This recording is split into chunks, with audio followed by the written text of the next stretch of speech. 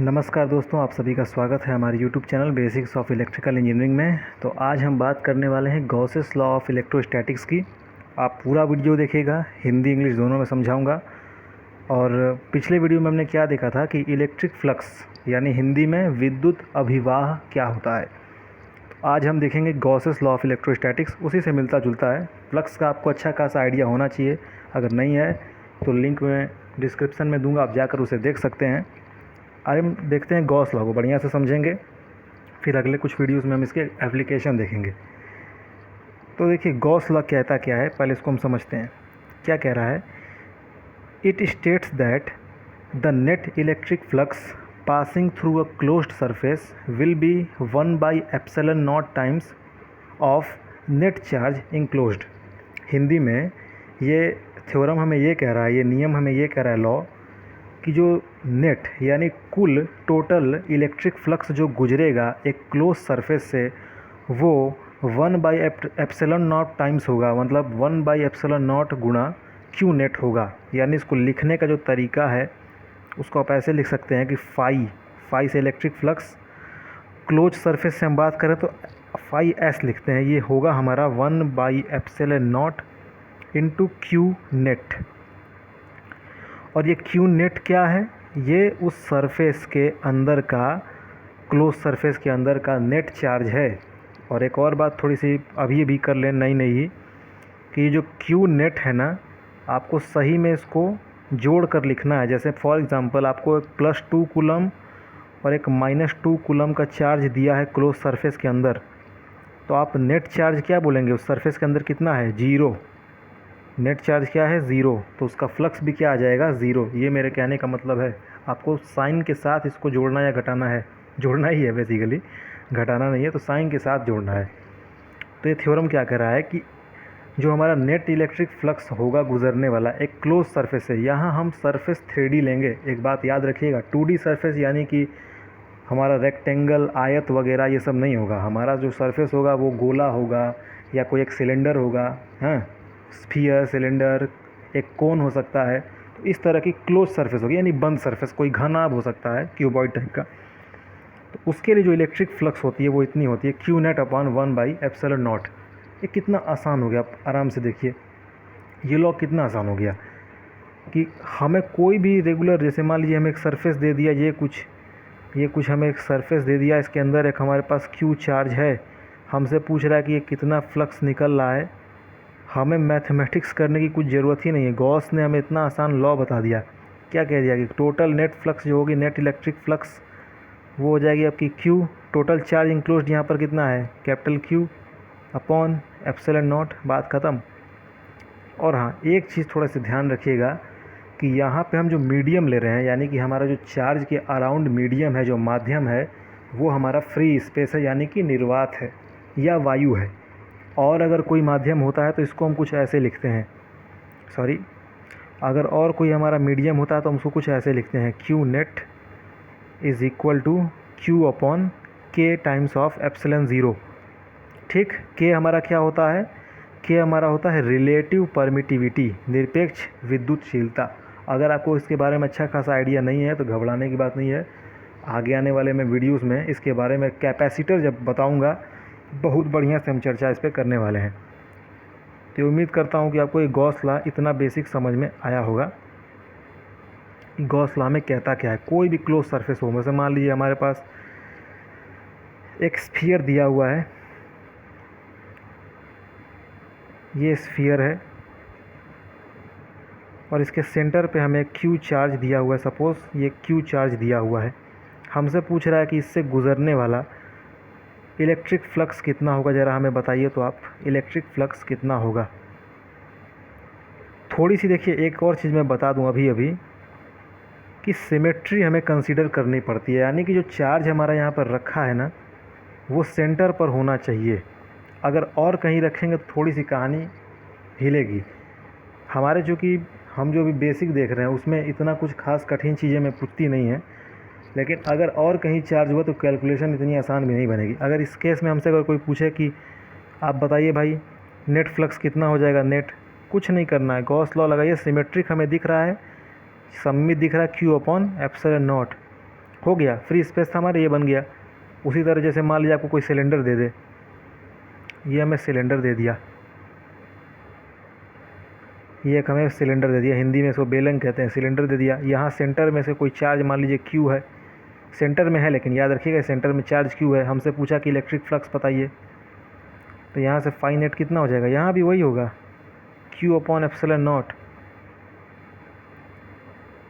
तो कुछ बात समझ में आई? ये जो दोनों ऊपर हमने केस लिए, एक आप देख रहे हो ऊपर स्फीयर था, ये हमारा क्या था, स्फीयर था, एक स्फीयर गोला था। ये हमारा क्या है, सिलेंडर है। तो आपने देखा, कुछ नोटिस किया कि हमने दोनों के लिए नेट फ्लक्स जो लिखी है क्यू अपॉन एप्सिलॉन नॉट लिखी है। हाँ, तो यहाँ से एक कैच आया। एक कैच क्या आया कि जो हमारी इलेक्ट्रिक फ्लक्स होती है क्लोज्ड सरफेस से, इलेक्ट्रिक फ्लक्स पासिंग थ्रू यानी गुजरने वाली, पासिंग थ्रू, हिंदी इंग्लिश में दोनों में बोलता हूँ ताकि आपको अच्छे समझ में आए। Electric flux passing through a closed surface, a closed surface does not depend on does not depend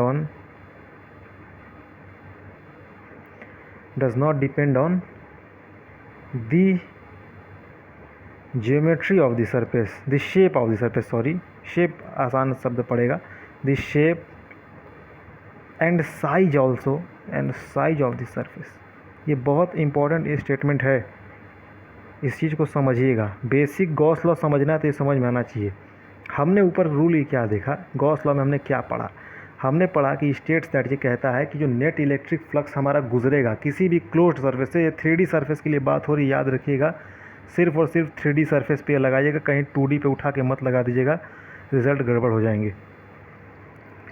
तो it states that the net electric flux, total electric flux जो गुजरेगा एक क्लोज्ड सरफेस से, वो कितना होगा, Q net upon epsilon zero. यहाँ पे क्यू नेट क्या है, हमारा टोटल चार्ज है उस क्लोज सरफेस के अंदर का। तो हमने यहाँ देखा कैसे लगाना है, वो भी हमने समझा कि भाई चार्जेस को जोड़ना है। जैसे फॉर एग्जांपल हमें गोला दिया हुआ है, एक स्फीयर दिया हुआ है, इसमें +2 कूलम का चार्ज है, एक -2 कूलम का चार्ज है, और हमसे पूछे कि आप बताओ भैया यहाँ से नेट फ्लक्स कितना होगा, तो यहाँ नेट फ्लक्स ज़ीरो हो जाएगा ना, क्योंकि क्यू अपॉन एप्सिलॉन नॉट हम करेंगे, और हमें पता है कि क्यू जो है यहाँ पर क्यू नेट है, टोटल चार्ज हमें रखना है, टोटल चार्ज तो भैया +2 -2 ज़ीरो, तो ये ज़ीरो हो जाएगा। तो वो चीज़ हम देखें। और दूसरा हमने क्या देखा कि स्फीयर के लिए हमने बात की तो भी हमारा क्यू अपॉन एप्सिलॉन ज़ीरो आया, क्या, नेट फ्लक्स। और सिलेंडर के लिए बात की तो भी हमारा क्यू अपॉन एप्सिलॉन ज़ीरो आया। तो वही हमने एक स्टेटमेंट लिखी कि electric flux passing through a closed surface, एक क्लोज्ड सरफेस से गुजरने वाला इलेक्ट्रिक फ्लक्स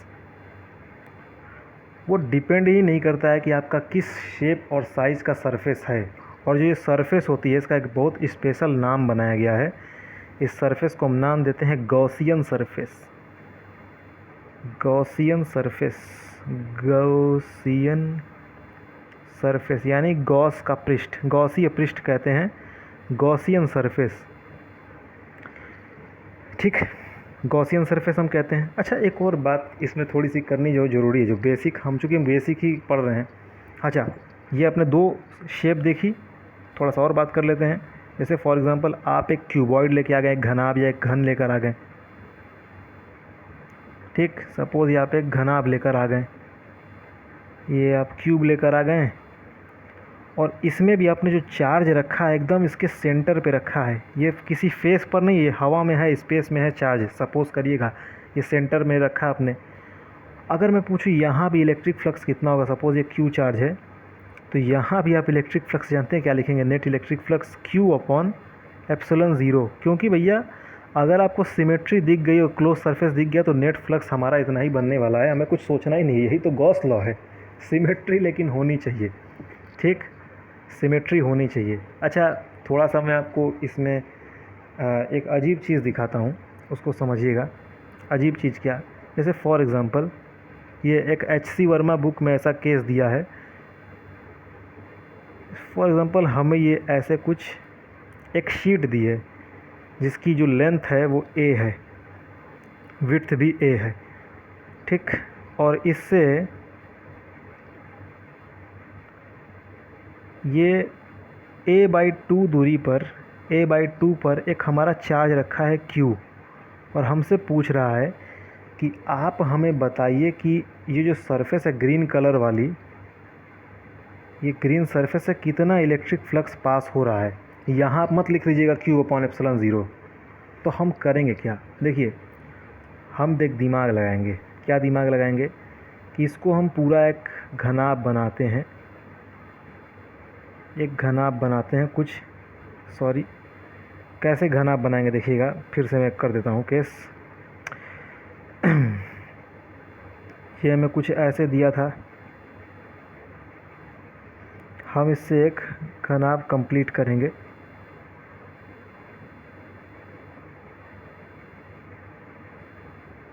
ठीक, और हमारा चार्ज कहीं यहाँ पर दिया हुआ था, चार्ज हमारा कहीं यहाँ दिया हुआ था। इससे हमें दिया था, सरफेस से इसकी ऊंचाई कितनी दी थी, इस सरफेस से हमें इसकी ऊंचाई दी थी a/2। और ये जो सरफेसेस हैं ये कितने हैं, ये जो एजेस हैं ये a लंबाई के हैं, a यूनिट लंबाई के हैं। और हमसे पूछ के रहा था सवाल में कि आप इस सरफेस का इलेक्ट्रिक फ्लक्स बताओ, इस वाले ग्रीन सरफेस का, जिसको हमने हैश किया हुआ है।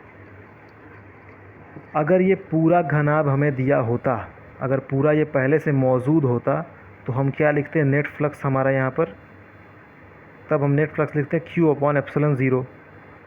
चूँकि हमें एक पृष्ठ से पूछ रहा है, एक सरफेस से पूछ रहा है, इस वाले से, तो हम लिखेंगे φ/1 सरफेस, φ/1 सरफेस चाहे तो गिवन सरफेस है, हम क्या लिख देंगे, देखिए Q/ε0 तो पूरा सरफेस का हो गया, और टोटल सरफेस हमारी होती कितनी है 6, तो इंटू 6 कर देंगे, तो ये हमारी इलेक्ट्रिक फ्लक्स कितनी बन जाएगी Q/6ε0।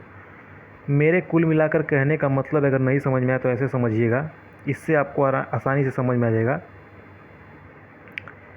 मेरे कुल मिलाकर कहने का मतलब ये है भाई साहब कि ये हमें घन दिया हुआ है जिसकी भुजा जो है, जो आर्म है वो a सेंटीमीटर या a यूनिट की है। इसके एक सेंटर पर हमारा एक चार्ज रखा हुआ है, कहीं भी हवा में एक स्पेस में बीचों बीच एक चार्ज रखा हुआ है Q। ये हमारा Q चार्ज रखा हुआ है। हमें पूछ रहा है कि आप इस वाली बाउंड्री से निकलने वाला इलेक्ट्रिक फ्लक्स बताओ, जिसको मैंने ये हैश किया हुआ है ऐसे, इससे गुजरने वाला इलेक्ट्रिक फ्लक्स बताओ। तो हमने अभी अभी क्या देखा है कि भैया अगर हम टोटल फ्लक्स की बात करें, इस क्यूब की टोटल फ्लक्स बाई क्यूब, तो ये तो गॉस लॉ ने हमें बता ही दिया कि Q/ε0 होगा। चूँकि सिमेट्री है तो बाई सिमेट्री हम ये कह रहे हैं, ये कोई कैलकुलेशन हमने नहीं की है, बाई सिमेट्री यानी कि चारों तरफ से बराबर फैला हुआ है चार्ज का इलेक्ट्रिक फील्ड। इस वजह से हमने लिख दिया कि by symmetry flux of one surface, flux of one surface, एक सरफेस का जो फ्लक्स होगा, इलेक्ट्रिक फ्लक्स होगा, वो कितना होगा, φ' इज़ इक्वल टू Q/6 से हम डिवाइड कर देंगे 6ε0। तो ये चीज़ यहाँ पर समझनी थी कि गॉस लॉ में ना सिमेट्री बहुत मैटर करती है। ठीक, गॉस लॉ, देखिए गॉस लॉ वैलिड हर जगह है, ये नहीं कहिए कि वैलिड नहीं है। Gauss law is universal law, Gauss law is valid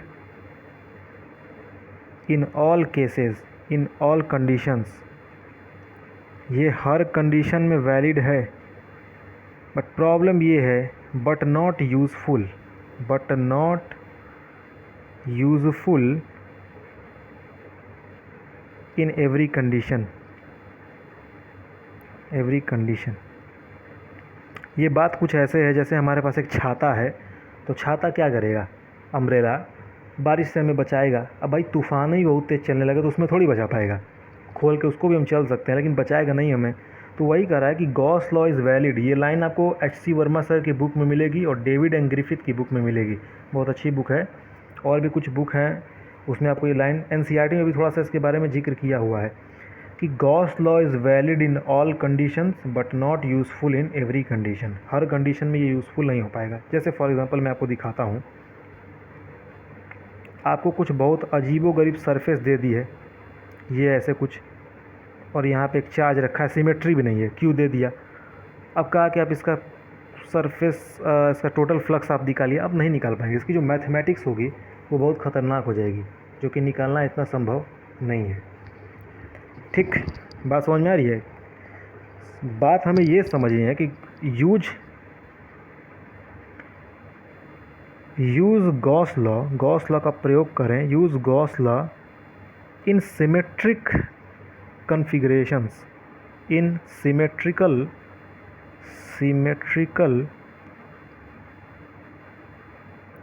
configuration आपको सिमेट्रिकल कन्फिगरेशन में सिर्फ यूज करना है। ठीक, एक बार फिर से हम बात करते हैं क्या सिमेट्रिकल का मतलब। जैसे हमें एक स्फीयर दिया हो, उसके सेंटर में चार्ज रखा हो Q, तो आप यूज कर सकते हैं। एक हमें सिलेंडर दिया हो, सिलेंडर के मान लीजिए सेंटर में एक चार्ज रखा हो Q, तो आप यूज कर सकते हैं। या हमें कोन दिया हो, ये भी तो 3D सरफेस है, या हमें कोन दिया हो बर्थडे टोपी जैसी, यहाँ पे अगर Q रखा हो तो हम यूज कर सकते हैं। या हमें कोई घनाभ दे दे, ये भी 3D है, सिमेट्रिक है। इस केस में अगर सेंटर में हमें Q दिया है तो यहाँ हम यूज कर सकते हैं। इन सब के लिए हमारा जो फ्लक्स हो जाएगा, नेट फ्लक्स, वो हो जाएगा Q/ε0। अच्छा, एक और बात बता दें, पॉजिटिव और निगेटिव फ्लक्स की भी कभी कभी बात होती है। तो देखिए, अगर नेट चार्ज, ये नेट चार्ज होता है, फिर से मैं बता दूं, ये नेट चार्ज है। अगर हम बात करें Q नेट पॉजिटिव अगर आ गया, Q नेट अगर मेरा पॉजिटिव आ गया, तो हमारा जो फ्लक्स होगा वो भी पॉजिटिव आ जाएगा। बहुत ऑब्वियस सी बात है भाई, दिख भी रहा है। और अगर हमारा Q नेट निगेटिव आ गया तो हमारा फाइएस क्या हो जाएगा, निगेटिव हो जाएगा। खैर ये कोई लकीर का फ़कीर ने भी बनाया हुआ कॉन्सेप्ट है, किसी एक को प्लस मानोगे तो दूसरे को माइनस तो मानना ही पड़ेगा, है कि नहीं।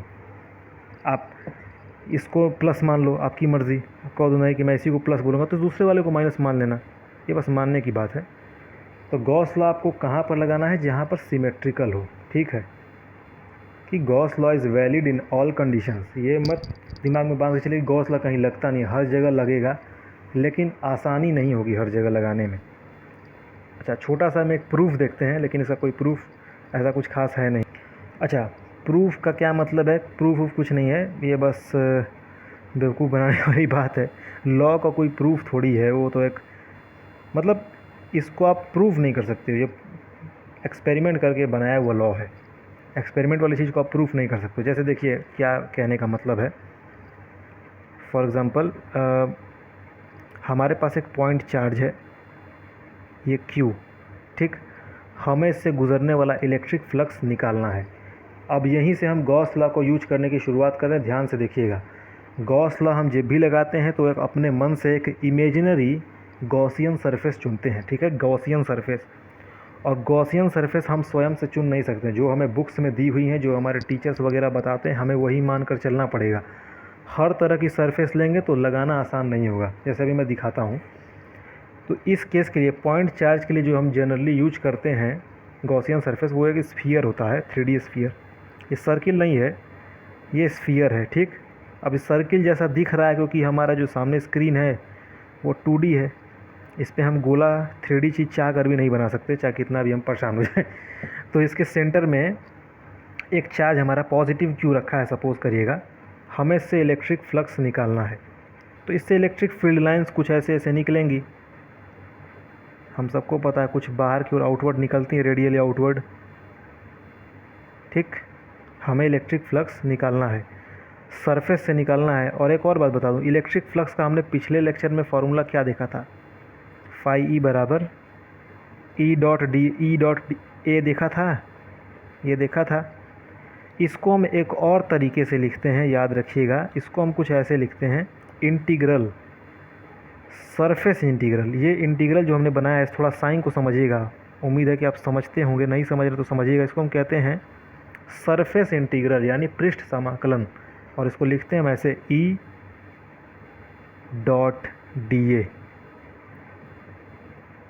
ये उस कंडीशन में हम ये फार्मूला यूज़ करते हैं जब हमारी इलेक्ट्रिक फील्ड कांस्टेंट ना हो। ठीक, वेरिएबल इलेक्ट्रिक फील्ड हो और इरेगुलर टाइप की हमें सरफेस दी हुई हो। और DA क्या है, स्मॉल एरिया है। जैसे फॉर एग्ज़ाम्पल अब इस सरफेस से हमें गुजरने वाली फ्लक्स निकालनी है, तो हम करेंगे क्या, यहाँ पर हम कोई छोटा सा एक एरिया कंसीडर कर लेंगे, ठीक। वहाँ पे हम देखेंगे कि एरिया वेक्टर, हम एक बात किया था हमने, एरिया वेक्टर कैसे होगा, ऐसे नॉर्मल बाहर क्यों निकलेगा ये एरिया वेक्टर, ये तो आपको समझ में आ ही रहा होगा। और एक और बात याद रखिएगा, स्फीयर जो होता है ना गोला, उसका एरिया वेक्टर हमेशा आपके सेंटर से परपेंडिकुलर जाएगा सरफेस के, घबराने की बात ही नहीं है। और अगर हम इलेक्ट्रिक फील्ड की बात करें जो यहाँ से निकलेगी, वो भी कुछ ऐसे ही होगी। देखिए इसी की डायरेक्शन में इलेक्ट्रिक फील्ड आएगी, क्योंकि रेडियली आउटवर्ड होगी। तो यहाँ अगर मैं कहूँ इलेक्ट्रिक फील्ड वेक्टर और एरिया वेक्टर के बीच एंगल कितना हो जाएगा, 0 डिग्री। तो हमारा जो केस देगा ना, बेसिक सिंपल केस, उसमें हमें जो थीटा है वो जनरली 0 डिग्री, 180 डिग्री या 90 डिग्री इस तरह का होता है, मतलब एंगल हमारा कांस्टेंट होता है पूरे सरफेस पर। अब आप पूरे सरफेस पे कहीं भी जाके देख लीजिए, आप यहीं देख लीजिए, इसी पॉइंट पे मान लीजिए हमने इलेक्ट्रिक फील्ड निकाली, ये हमारा एरिया वेक्टर बाहर की ओर ऐसे हो जाएगा, ये हमारा एरिया वेक्टर हो गया। और यहाँ से मैं अगर कहूँ कि इलेक्ट्रिक फील्ड कहाँ होगा, तो इलेक्ट्रिक फील्ड वैसे ही आउटवर्ड होगा, यहाँ भी थीटा क्या होगा हमारा, 0 डिग्री। और एक और चीज़ हम यहाँ से देख पा रहे हैं क्या, जो इलेक्ट्रिक फील्ड हमारा कांस्टेंट भी होगा। देखिए सपोज़ करिएगा इस रेडियस जो इस स्फीयर का वो आर है, तो इलेक्ट्रिक फील्ड हमारी कितनी हो जाएगी, K Q upon R square. Q के को हम क्या लिखते हैं, 1/4 पाई एप्सिलॉन 0, हमने माना है फ्री स्पेस है, क्यू अपॉन आर स्क्वायर। ये तो आर दूरी पर हमारी इलेक्ट्रिक क्या हो गई, इलेक्ट्रिक फील्ड हो गई। हमें निकालना है फ्लक्स, तो इलेक्ट्रिक फ्लक्स का हमने अभी फार्मूला एक नया क्या देखा है, सरफेस पे ऐसे इंटीग्रल करते हैं, surface integral E dot D S, ठीक। ये हमें करना है, तो ये हमारा कितना हो जाएगा, इलेक्ट्रिक फील्ड कितनी है, 1/4 pi epsilon 0 Q upon R square into area हमारा कितना है। देखिए डी ए का मतलब समझिएगा, ये जो हम ऐसे लिखते हैं ना डी ए, इसका मतलब होता है टोटल सरफेस एरिया।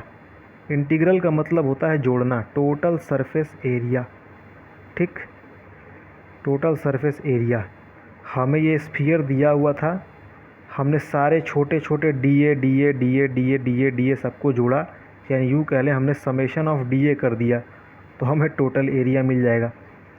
और स्फीयर का टोटल एरिया होता कितना है, सबको पता होगा, 4 पाई आर स्क्वायर,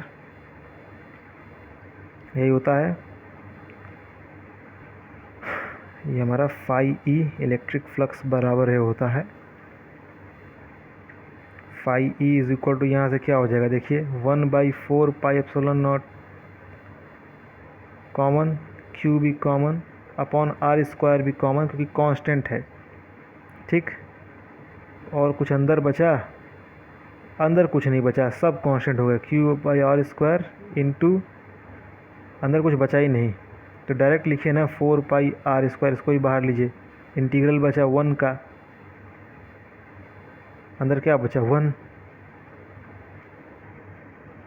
1 तो वैसे भी हमारा कांस्टेंट हो गया, तो उसको हम छोड़ ही देते हैं, कोई मतलब नहीं है। तो यहाँ से हमारा क्या होगा, phi E is equal to 4 pi से 4 पाई गया, आर स्क्वायर से आर स्क्वायर, तो यहाँ से हमारा क्या हो गया, क्यू अपॉन एप्सिलॉन 0। तो इलेक्ट्रिक फ्लक्स हमारी नेट कितनी आ गई, क्यू अपॉन एप्सिलॉन 0। ये सब करने की ज़रूरत ही नहीं थी यहाँ पर, इंटीग्रेशन वगैरह। यही तो हम बताना चाह रहे हैं कि गॉस लॉ हमें क्या सिखा रहा है। गॉस लॉ यही कह रहा है कि अगर आपके पास एक क्लोज सरफेस है, तो उससे गुजरने वाली जो नेट इलेक्ट्रिक फ्लक्स होगी वो कितनी होगी, वो होगी क्यू नेट अपॉन एप्सिलॉन 0। कुछ एक आध छोटे से न्यूमेरिकल हम देखते हैं, जैसे 3 कूलम -2 कूलम -4 कूलम, ठीक। इलेक्ट्रिक फ्लक्स टोटल हमें निकालनी है। फाई ई यहाँ से क्या हो जाएगा, टोटल चार्ज हमारा कितना, ये मान के चलिएगा कि तीनों चार्ज सेंटर पर ही रखे हैं, ऐसे मान के आप चलिएगा तीनों चार्ज सेंटर पर ही रखे हैं, क्योंकि ये सरफेस बहुत बड़ा हमने माना है, इसलिए हम ऐसा कर सकते हैं, सेंटर पर ही मान के चलिएगा, नहीं तो ये वैलिड नहीं होगा। तो फाई ई हमारा क्या हो जाएगा, टोटल नेट हमें क्या लिखना है, क्यू नेट अपॉन एप्सिलॉन 0। तो क्यू नेट हमारा क्या हो जाएगा, phi E is equal to, Q net हमारा कितना है, 3 -4 और -2 -6 कूलम और 3 और -6 मतलब -3 कूलम अपॉन एप्सिलॉन 0।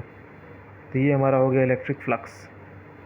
माइनस में आया क्योंकि नेट चार्ज हमारा क्या आएगा, नेगेटिव, इसलिए माइनस में आ गया। ठीक, तो आपको इतना समझ में आ रहा होगा। और कुछ बातें करते हैं। जैसे मान लीजिए हमें कुछ ऐसे कंडीशन दे दिया, फ्लक्स निकालना है, कुछ ये कंडीशन हमारे सामने बन के आई। कैसे आई देखिए, कुछ ये कंडीशन बन के आई कि ये हमारा एक सरफेस दिया हुआ है। अब आप इसे गॉसियन सरफेस ले सकते हैं, कोई दिक्कत नहीं है। वैसे मैंने नहीं कहा, अगले वीडियो में जब हम इलेक्ट्रिक फील्ड निकालेंगे तो वहाँ हमें गॉसियन सरफेस खुद से चुननी पड़ेगी। तो जो बुक में समझाया है उसी सरफेस को हम चुनते हैं। अपने से हम चुनेंगे तो बहुत हार्ड पड़ जाएगा हमारे लिए। और इसमें हमें चार्ज यहाँ पर दिया हुआ है, किसके सरफेस पर यहाँ पर क्यू चार्ज रखा है। तो हमें बताना क्या है, नेट फ्लक्स बताना है। यहाँ से फाई नेट कितना होगा, हमें क्या बताना है, फाई नेट। आप बताइए भाई साहब। तो देखिए यहाँ डायरेक्ट फाई नेट बताना इजी नहीं है। क्यों? क्योंकि ये सिलेंडर के जो कर्व वाला सरफेस है, यानी जो सर्कुलर वाला सरफेस है, उसके ऊपर चार्ज रखा हुआ है। डायरेक्ट हमें सेंटर में चार्ज नहीं दिया तो हम यहाँ पे इलेक्ट्रिक फ्लक्स बता नहीं पाएंगे। तो हम इसके लिए करते क्या हैं, एक इमेजिनरी सिलेंडर बनाते हैं। पूरा इसको कंप्लीट करेंगे हम, पूरा इमेजिनरी, एक इमेजिनरी ब्लैक कलर जो लाइन है, इमेजिनरी सिलेंडर हम बनाए हैं। ये इमेजिनरी सिलेंडर है। अगर ये पूरा सरफेस होता तो इलेक्ट्रिक फ्लक्स हमारे यहाँ से कितना होता, Q अपॉन एप्सिलॉन 0 होता। अगर पूरा सिलेंडर होता, चूँकि आधा था तो इलेक्ट्रिक फ्लक्स भी अभी हमारा कितना हो जाएगा, फाई ई डैश, वो भी आधा हो जाएगा, 2 एप्सिलॉन 0। समझ में आ रहा है? समझना ये है कि ये देखिए, हमें तो सिर्फ एक ग्रीन वाली सरफेस तो दी हुई है, हमें एक ग्रीन वाली ही सरफेस दी थी कि यहाँ पर आपका चार्ज रखा है, आप टोटल गुजरने वाला इलेक्ट्रिक फ्लक्स बताइए इससे कितना गुजरेगा। तो हम डायरेक्ट उसके लिए कोई गॉस लॉ हमारे पास है नहीं। गॉस लॉ क्या कहता है, सिमेट्री लेकर आइए आप, तभी आसानी से बता पाएंगे।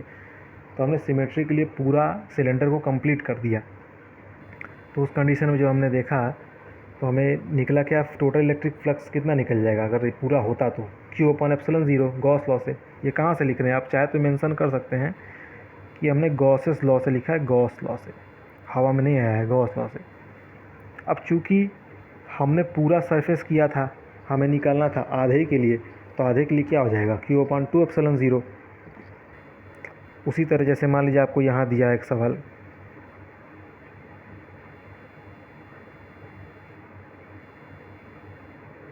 ये हमें एक आधा गोला दिया हुआ है, अर्ध गोला जिसको कहते हैं, सेमी स्फीयर। यहाँ पर Q चार्ज इसके सरफेस पे रखा है और यहाँ भी हमसे पूछ रहा है कि आप नेट फ्लक्स बताइए। तो यहाँ भी बताना उसी तरह संभव नहीं है। तो हम करते क्या है कि इमेजिनरी गोला कंप्लीट कर लेते हैं, इसको हम पूरा ऐसे मिलाया हुआ मान लेते हैं, पूरा गोला मान लेते हैं। अगर ये पूरा गोला होता तो पूरे गोले की कंडीशन में इसका इलेक्ट्रिक फ्लक्स कितना हो जाता, फाई ई बराबर Q अपॉन एप्सिलॉन 0। चूँकि हमें आधे का निकालना है तो फाई ई डैश हमारा कितना हो जाएगा, Q अपॉन 2 से भाग दे देंगे, 2 एप्सिलॉन 0। बात समझ में आ रही है कि नहीं? इस तरह से हम इलेक्ट्रिक फ्लक्स और फील्ड से खेलते हैं, इस तरह से हम यूज करते हैं। तो ये हमारा गॉसेस लॉ है। ढंग से लिखने का तरीका है कि जो हमारा ये सरफेस इंटीग्रल होता है E डॉट डी एस का, वो हमारा किसके बराबर हो जाता है गॉस लॉ की कंडीशन में, Q अपॉन एप्सिलॉन 0। ठीक, ये है असली तरीका गॉस लॉ को लिखने का, इलेक्ट्रिक फ्लक्स बराबर। फार्मूला वाइज अगर आप कहें तो ये हमारा फार्मूला बेसिकली निकल कर आया। अगले लेक्चर्स में हम यही करने वाले हैं। कुछ और इसको मैं बढ़िया से एलेबोरेट कर देता हूँ ताकि आपको समझने में और आसानी हो। ये बेसिकली है क्या, हमारे पास कोई भी एक इर्रेगुलर सरफेस हमें दी हुई है, ये कोई भी हमें इर्रेगुलर सरफेस सपोज हमें ऐसे दी हुई है। ठीक, सरफेस एरिया इंटीग्रल हम कैसे करते हैं, हमें कुछ छोटे छोटे एरिया को लेना होता है। जैसे मान लीजिए हमने कुछ ये एरिया ऐसे ले लिया और इस एरिया का जो क्षेत्रफल है वो DA है, स्मॉल एरिया DA, और एरिया वेक्टर इसके परपेंडिकुलर आता है। हम पढ़ चुके हैं पिछले लेक्चर में, A वेक्टर या DA वेक्टर आप कह लीजिए, स्मॉल एरिया है ये DA वेक्टर। सपोज़ करिए हमारी इलेक्ट्रिक फील्ड कुछ ऐसे है, इलेक्ट्रिक फील्ड कुछ ऐसे है ई, तो इसके बीच का एंगल ये थीटा हो गया। तो इन्हीं कंडीशंस में हम इलेक्ट्रिक फ्लक्स ऐसे पूरा सरफेस पे हम कैलकुलेट करते हैं। ठीक, ये तो एक हो गया। यहाँ से अगर हम फ्लक्स निकालेंगे तो हम क्या लिखेंगे, जैसे अगर यहाँ हम कहें तो φ1 लिखेंगे, क्या φ1 में लिखेंगे ई डॉट डी ए,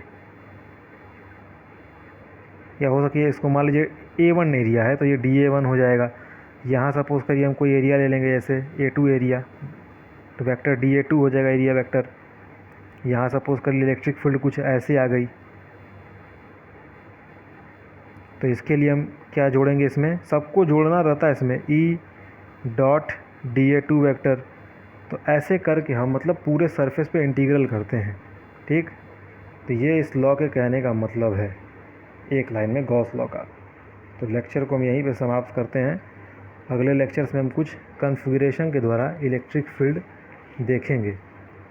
उम्मीद करता हूँ इसमें आपको समझ में बातें आई होंगी। बातें इसमें समझने वाली क्या हैं, गॉस लॉ कैसे हमने लिखा, ये जो आपके सामने लिखा हुआ गॉस लॉ का है। सिमेट्रिक बहुत ध्यान रखनी है कि किस तरह से हमें दिया हुआ, अगर सिमेट्रिक नहीं है तो वहाँ गॉस लॉ इतने आसानी से लगता नहीं है। ठीक है, और एक और बात बता दूँ कि जो हमारा चार्ज होता है, charge should not lie on, charge shouldn't lie की स्पेलिंग मुझे पता नहीं है, पूरे लिखूंगा नहीं मैं, लाई ऑन गॉसियन सरफेस। इसके कहने का मतलब है कि जो हमारा गॉसियन सरफेस है ना, वो चार्ज से होकर नहीं गुजरना चाहिए। ठीक है, उसके लिए हम कैलकुलेशन फ्लक्स की नहीं कर पाएंगे। सपोज़ जैसे हमें ये कंडीशन दी होती, ये हमारा गॉसियन सरफेस ये है और चार्ज जो हमें दिया हुआ है वो यहाँ दे दिया इसके ऊपर, ये Q। यहाँ मैं अगर पूछूं कि आप बताइए इलेक्ट्रिक फ्लक्स क्या होगा, तो ये बता पाना संभव नहीं है, नहीं बता पाएंगे हम। तो ये रूल कह रहा है कि charge shouldn't lie on Gaussian surface, कि गॉसियन सरफेस पर हमारा चार्ज नहीं होना चाहिए। तो लेक्चर हम यहीं कंप्लीट करते हैं। अगले लेक्चर में हम और डिटेल में बात करेंगे। तो thank you for watching this lecture.